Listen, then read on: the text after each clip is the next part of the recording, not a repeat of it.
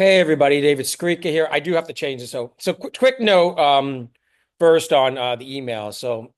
Yeah, so they did all this stuff like yeah, they do DKIM and I don't know this kind of stuff. Like I'm good at technology in terms of being a user. I can install any app, I can use any app. But in terms of like programming stuff and stuff like that, I have a pretty basic generic website. I'm having someone design a profit to pessimism to be really nice. What I'm trying to figure out with profit to pessimism is, do I just do a data dump from the current site into the new site, or do I just still run everything off addicted to profits and then that site redirects to profit to pessimism, right? So I have to see what's easier. But I want to move from the server I'm using right now because I don't know, it's very clunky. It's hard for me to put up the updates. And even though I've now switched to Starlink, I thought it was my slow internet. It's not working. It's still like very clunky. So anyhow, just bear with me. This is going to take another month or two. I definitely want this done by April 1st, by my book publication day. So anyhow, I want to show you a few things here. We're going to look at in terms of the market. This is the free stock chart of the day for today. So now those of you who are on my email list will get the emails again because I finally figured it out. And also the emails will now be coming from David at profitfrompessimism.com. So let's just quickly look at the markets here. So what I find interesting about what's kind of maybe going on today is, okay, we do have this kind of rally market bouncing, but what's interesting to me is a couple things. It's not like a huge rally. We're kind of seeing yesterday's gains or yesterday's losses taken back, and a lot of them were taken back by the close because it looked like a Mexico and deal was in place. But what I find interesting really about today was I thought that gold would start taking away these losses or gains because remember there was going to be a 25% tariff on gold that comes from Canada and Mexico. That's two of the biggest gold exporters to the United States. So this $2,800 on gold would have cost you 3,500, and you've seen the COMEX and the inventories go way higher because of that. Well, now gold, you think the gold would just be down 20 or 30 or $50 today. Like, okay, maybe those tariffs won't happen and people won't have, we're not going to have to like hoard gold, but it's not. So I just think this whole thing is going to be seen as, I just think it's seen as volatility. And like, I know a lot of people want us to act like someone's right and someone's wrong and whatever. So look, being Canadian, I can't, like we have the worst prime minister in the history of our country right now. So, and he's the one who bungled this, not because even the border stuff, because Canada had an opportunity to build pipelines to the east and west coast and not be so dependent on the United States and really expand the energy industry, which is the biggest industry in Canada. And he didn't do it because of his green, his obsession with green and climate change and the whatnot. Right. So he basically screwed the country. He made it more dependent on the states. And then you had to scramble when this happened. But on the other hand, I don't agree with using these tariffs as a form of diplomacy or whatever, or not diplomacy, because I saw an excellent interview with Mohammed Al-Arian, and he said that this will work for now. It will. We saw Mexico, what happened to Mexico and Canada. And I don't know how much of this was really like there was a trade delegation down in from Canada and the US for a while. How much is just like kind of doing this and saying like they had troops at the border all the time under Biden, Mexico did, it didn't work. So I don't know how much is just like being able to pound your chest and say we won. And then you can only do it so often because then what people will always say is, well, he's just going to keep saying that. And then, because, Trump, he loves the stock market going up.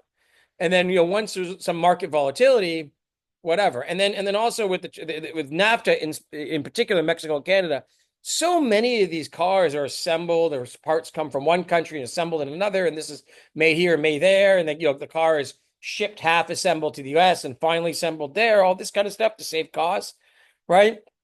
So like if you get those 25% tariffs, it'll make the cost of these things more expensive.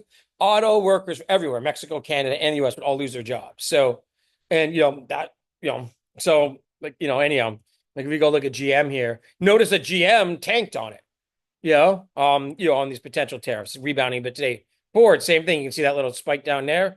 Ford's already pretty beaten up. But yeah, that's what tells you is that the auto industry was worried about this because it's not good for it. And that auto industry employs, it's one of the few manufacturing industries we have left domestically in the US and Canada. So I just want to look again, we'll look a little more at the market reaction. For my paying members, what's interesting is these 3D printing stocks, and I've talked about 3D printing here. um, um, are like doing like absolutely phenomenal right now. And unfortunately, there's no 3D printing ETF. But like, and what's interesting about 3D printing, and I'll talk about it again more in my members section. I don't want to give away my stock pick. Excuse me. But what's interesting is that manufacturing is kind of insulated. First of all, those companies aren't huge companies. The two largest companies in the sector have about $500 million in sales, and all most of the production or most of the production and sales are domestically. So it's kind of like they're insulated from tariffs. Okay, some of the raw materials I need to 3D print will be imported and is subject to tariffs, but in 3D printing, that's not a huge part of the cost. So it's kind of like this manufacturing that's insulated and actually would probably, if the tariffs to go ahead, which I don't think they're going to longer term, would be doing this. So anyhow, and it's just like I said, I think overall the volatility longer term won't be good. And like I said, you can only do this. And look at, and the fact of the matter is, and I don't care if you're totally pro-American or anti or what, the United States is only now about 20 to 25% of the global economy. It was well over 50% after World War II when Europe was bombed out and these emerging markets, China and India, didn't even really exist.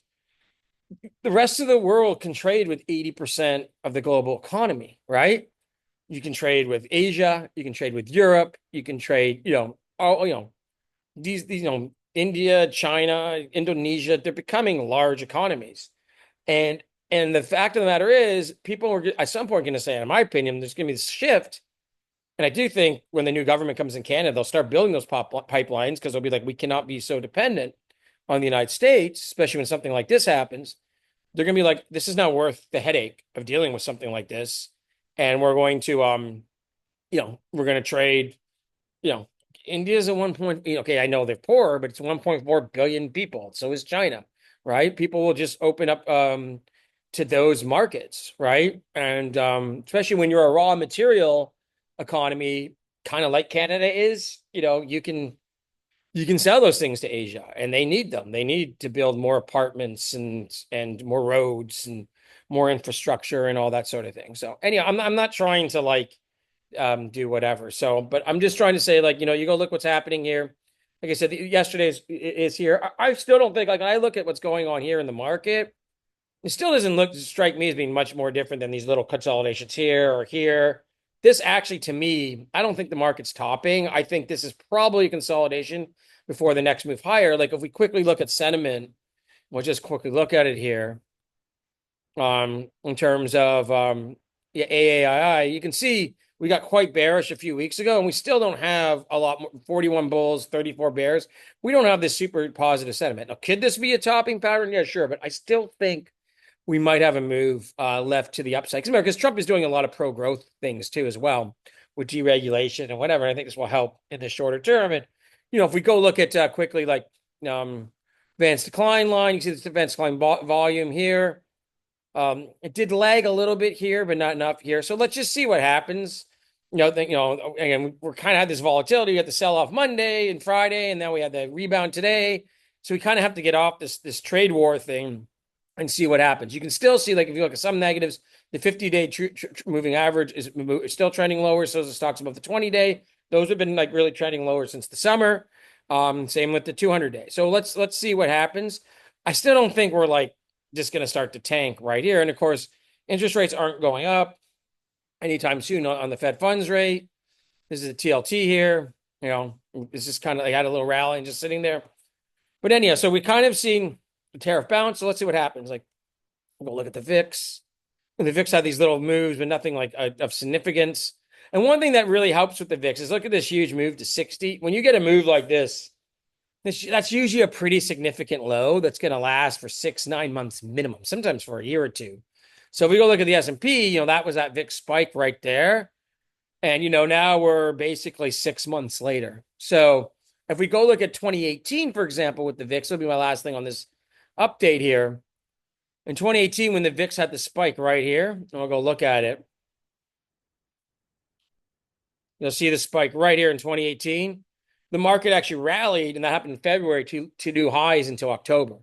So that was basically 8 months.